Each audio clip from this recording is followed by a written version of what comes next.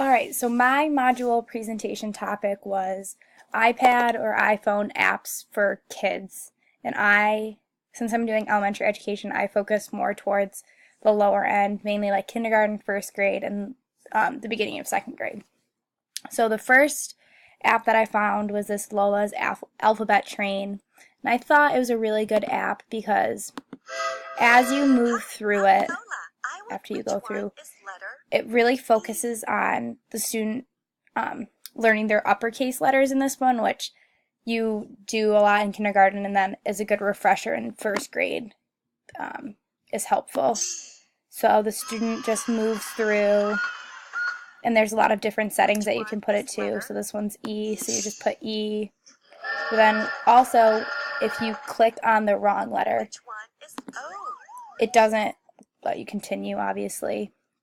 So I thought this was a really good app for kids who are struggling with their letter recognition. And then another thing that I really liked about this app was it has this letter matching game, and on each card it has a picture that starts with the letter and it's next to the letter. So E, elephant. So getting the students to recognize the beginning letter sounds of words and then a picture to go with it.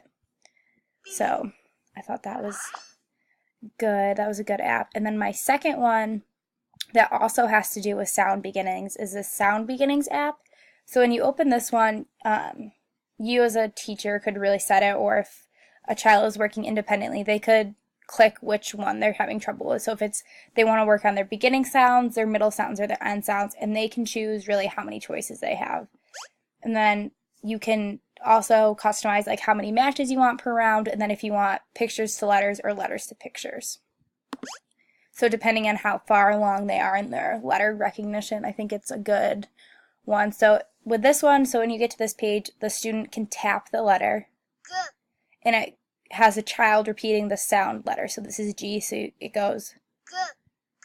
And then you can also tap on each picture so that the student can hear what the picture is trying to show. Gum, yellow, sit. So, and then they can also continue to tap. Gum, so the student can work through it. And you can, because there's so many different variations of how many pictures you have, or if it's picture to letter instead of, so I thought that was a good one. And then this one also has to do with letters. So this one you can also customize. So these all are apps that I think would be really good if you were working in station work, or if a student wanted to work on continuing their education at home. I think these are all really good apps for that. So this one again is recognizing like letter to picture. So it goes, and then you can click on every picture. And if you try to put a letter that doesn't fit, it doesn't let you go in. So it gives the student endless amounts of tries to continue working. So this would be apple, ant, and alligator. And then they can just continue on, and it goes through all the different letters. And then I found two math apps. So this first one is Fun Math Games. So this one I think really spreads through kindergarten, first grade, second grade, or even the beginning of third grade, because it covers your number recognition, addition, subtraction, multiplication, division, decimals, and even fractions. So if you were starting with lower grades, this one is, I have the free version, but if you buy the paid version for $5, it unlocks all of these. So this one I think is especially helpful because of what they're doing in math. So this is 10 frames and numbers up to 5. So the student has to click on the number, and then they have to match the 10 frame that matches that number.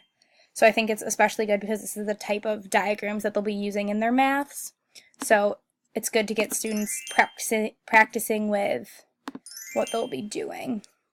And then my last app is, it says for pre-K, but I think it could really go, even spill into second grade or even first grade, depending on how students' fluency is with their numbers. So one thing I really like about this one is it has the student trace with their finger the number. So especially when they're just starting to learn their numbers, and it also, if you hear it, it says the number, and it doesn't let them continue on until they've finished.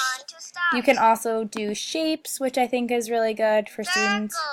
So it has the word underneath it, and then it has this quiz. This one? This one. And one thing I really like is, I'm sure you notice, is it reads the question aloud and then it asks you which one. So students who aren't quite fluent in their reading, it takes away any of that trouble. So those were just a few apps. I know there's a ton out there, but I really tried to focus on apps with letters and numbers because I know those are pretty challenging things for kids to get. So